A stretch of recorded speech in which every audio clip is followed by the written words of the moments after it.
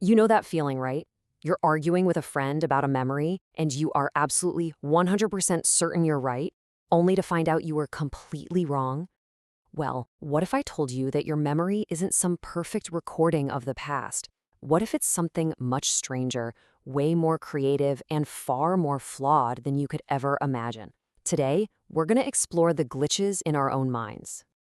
All right, let's start with a classic. How do you remember spelling the name of this famous family of bears? Now, if you're like millions of other people, you probably swear it ended with an E-I-N, Berenstein. But if you go look it up right now, you'll find it has always been A-I-N, Berenstain. It just feels wrong, doesn't it? This is a perfect, kind of disorienting example of a shared false memory. Or how about this one? It is one of the most famous, most quoted lines in all of movie history. We all know Darth Vader says, "Luke, I'm your father." Except he doesn't. He never says Luke.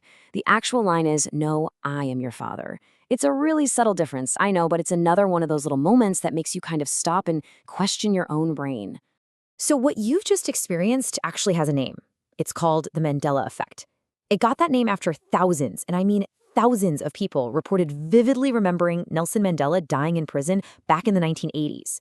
They remembered news reports, even televised funerals. But of course, that never happened. He was released in 1990 and lived all the way until 2013. This whole phenomenon just goes to show that our memories aren't just personal. They can be collectively and very confidently wrong. So, what in the world is going on here? Are we all just slipping between parallel universes? Well, the scientific explanation is actually way more fascinating. It turns out the narrator inside your head, your own memory, is constantly writing and rewriting your life story. So let's pull back the curtain and see exactly how this internal storyteller actually builds our reality. In fact, let's do a quick experiment right now so you can feel this happening inside your own mind.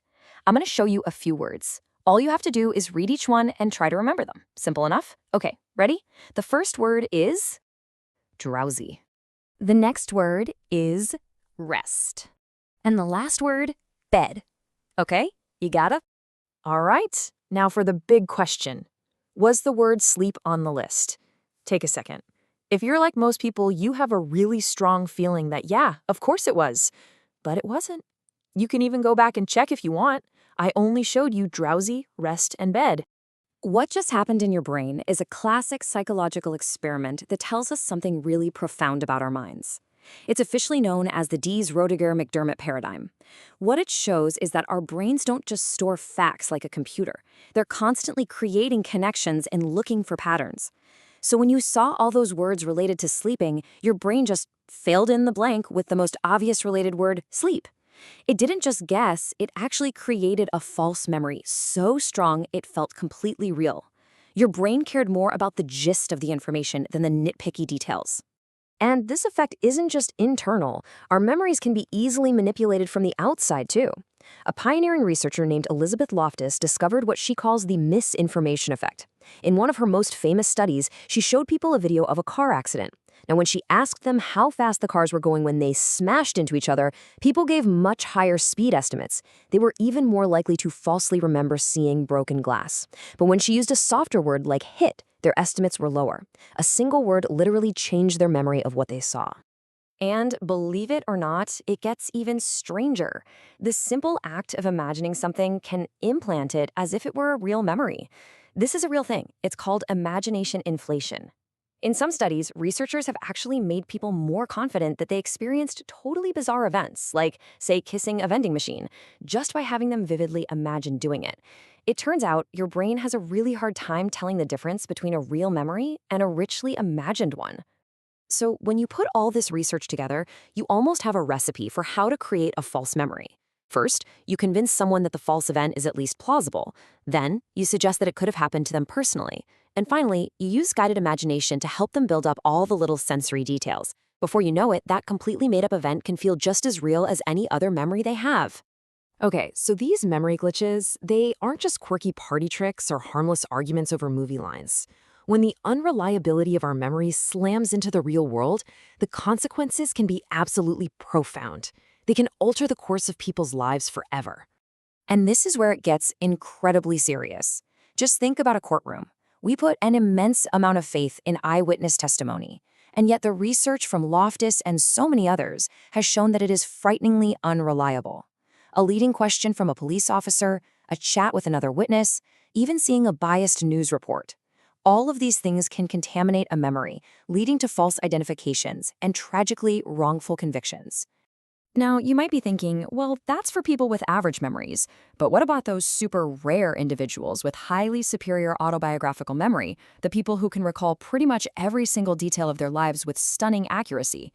Well, studies show that they are just as vulnerable to these same misinformation effects and false memory tricks. And that tells us something absolutely crucial. This isn't a bug in a few people's systems. It's a fundamental feature of how all human memory works. This all sounds like a major design flaw, doesn't it? Like our brains are just buggy systems, prone to all sorts of errors and manipulation. But what if I told you that memory's so-called flaws aren't flaws at all? What if they are the secret to one of our greatest strengths as human beings? We usually think of our memory like a vault, or maybe a library, a place where we store perfect, pristine records of the past. But modern neuroscience is pushing this radical new idea that memory isn't really about the past at all. It's a tool that we use to build the future. I mean, think about it for a second. The future is never an exact copy of the past, right? To plan for what's next, to innovate, to anticipate what might be coming, you need a system that isn't rigid.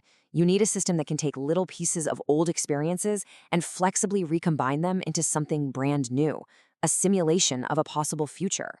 A perfect, unchangeable memory would actually be pretty useless for that. Now, there's a name for this incredible idea: the constructive episodic simulation hypothesis. Yeah, I know it's a mouthful, but what it basically means is this: your memory of past episodes is used to construct simulations of the future. The main job of your personal memory isn't to be a perfect archive. It's to give you the raw materials you need to imagine and plan and prepare for whatever's ahead. All those glitches we talked about, like focusing on the gist or mixing up details, those are actually the core features of this incredibly creative system. And here's the coolest part. We have the brain scans to prove it. Neuroimaging studies have found something absolutely astonishing. When you remember a detailed event from your past, a specific network of brain regions lights up.